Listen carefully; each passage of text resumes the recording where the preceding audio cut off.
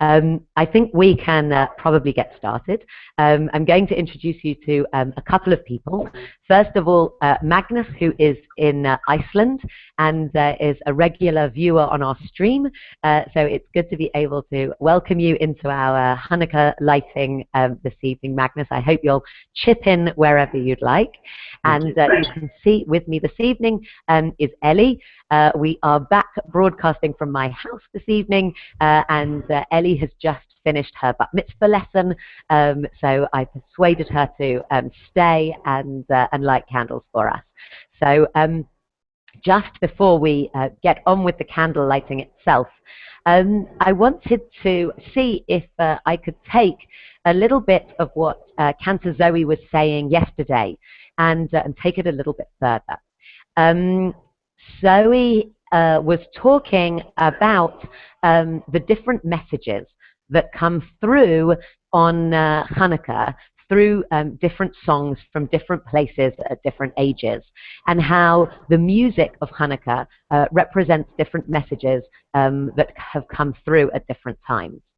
And one of the things I'm interested in is actually how the story of Hanukkah is told, and how the telling of the story also has differed over time. And in that difference in how we tell the story may also change the message. So in the Middle Ages, the Hanukkah story was not just a story of the Maccabees as we know it today. That Judah Maccabee was not the only hero in the story, but far from it.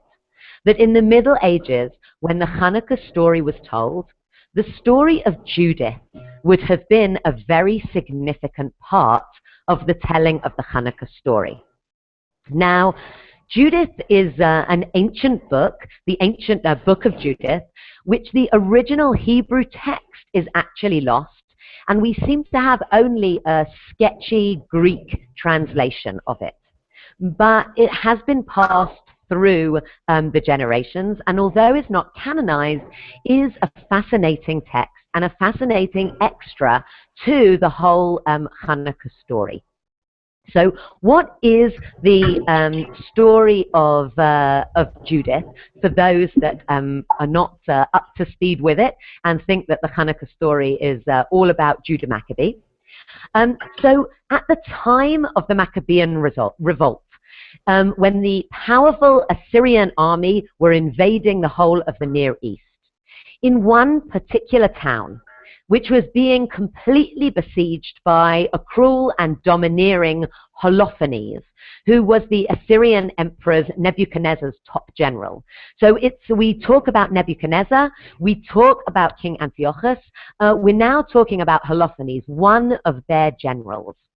And the whole of this city, the whole of Bethulia, was about to fall and come under Assyrian control. And it was a key area, and if this town had fallen, it was clear that the whole Near East would have fallen to the Assyrian Empire. So the elders of the city, we're told, the Jewish elders of the city are ready to give up. They're ready to hand over power to the Assyrians.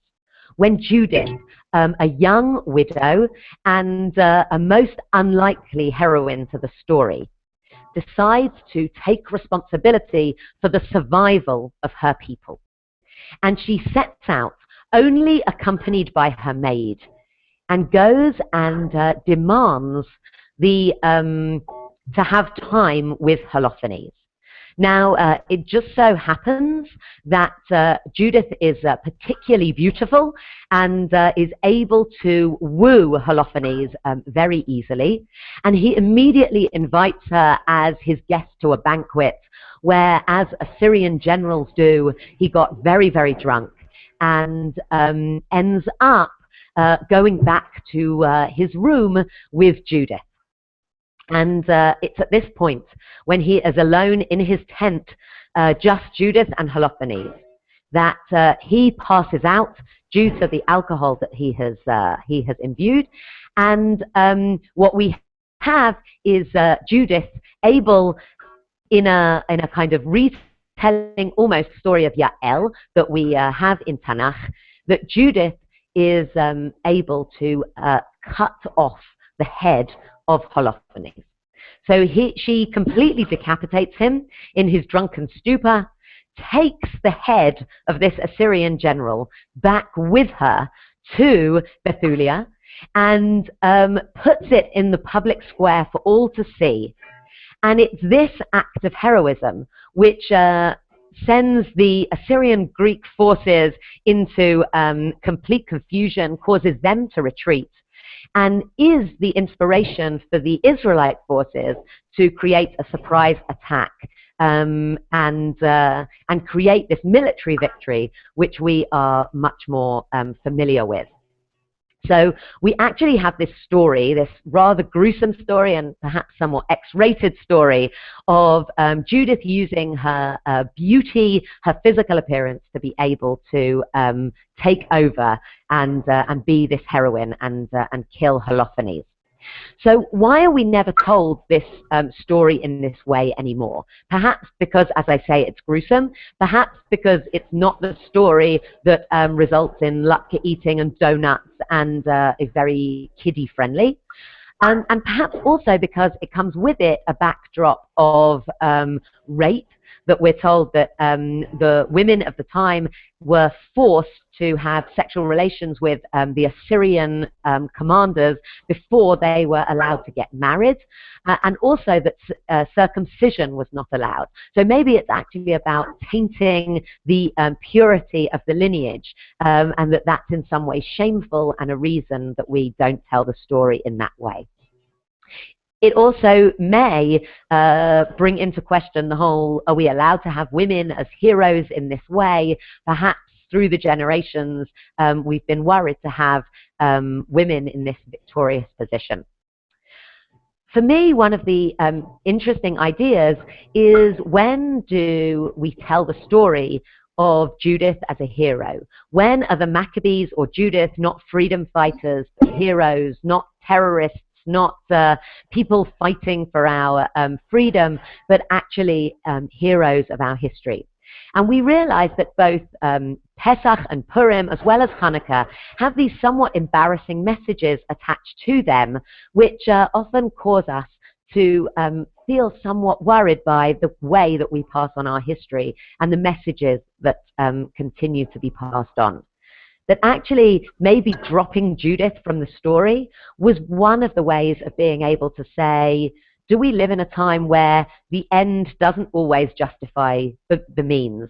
And that maybe now we need to be thinking about the means to an end as well as just the victory that we have. And you'll have noticed over the last 7 nights and again tonight that when we sing Ma'atzur, we make a small change to the words of Ma'atzur. And it's a change that was suggested by the chief rabbi to the United Synagogue, Rabbi Hertz, between the First and Second World War, when he made the change from Tachin to Tashbit.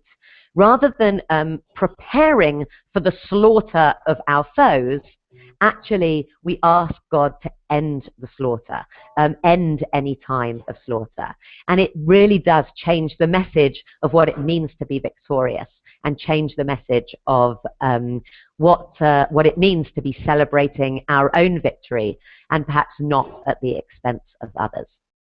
So with all of that in mind, and with our own telling of the story in a way that says, how can we pass these stories on in a positive way, which ensure that the telling is inspiring to the next generation, I'm going to ask Ellie to come and light the shamash here in our Chanukiah, and Magnus to be able to light his shamash back in Iceland, and for all of you around the world to be able to light your own. And then we will start the candle lighting together.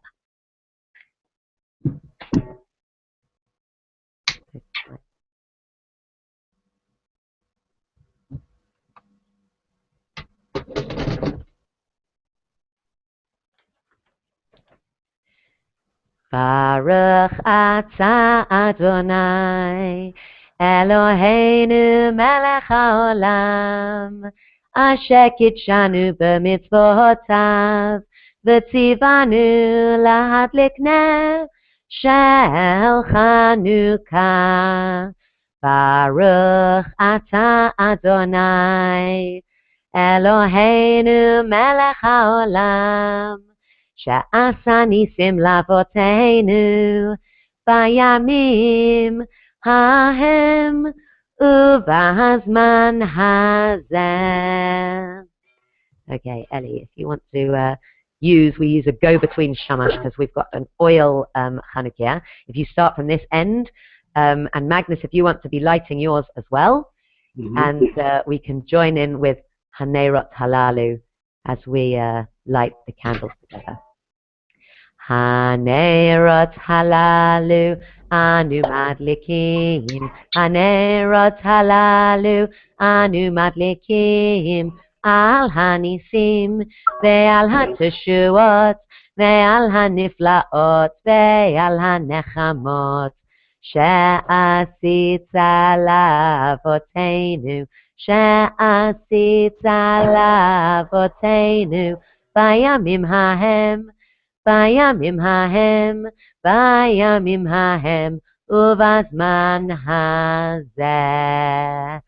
And with our slightly adaptive mouthsaw to get rid of all of the grisliness, let's try Ma'otzu Yeshuati L'chana El Shabeach Tikon Beit Tefilati L'sham Toda Nezabeach Li'et Tashbit Matbeach Nitzam Nabeach Azekmo Bashir Mizmo Chanukah Mizbeach Azekmo Bashir Mizmo Chanukah Mizbeach. So it's only taken 7 nights of Hanukkah to be able to achieve a bit of interaction. So thank you, Magnus, for lighting with us. It's at this point in my family we normally hand out presents. At least we've got some Hanukkah gelts for Ellie. Our friends at Google, I'm hoping, will by this time next year at our next Hanukkah lighting, will be able to enable us to be able to pass our Hanukkah gelts through the Hangout. To ensure that we're spreading our chocolate coins as well as our Hanukkah lighting as well. It's been a really exciting new venture for FRS. I've been totally overwhelmed by the numbers who have joined us, not just in the moment, but also who have used our YouTube clips each night to light with them. So I hope that we will find many, many ways of reaching out to our community around the world and our community who simply are not necessarily all in one place, even together in Finchley, to be able to not just celebrate Hanukkah together, but to live our Jewish lives together.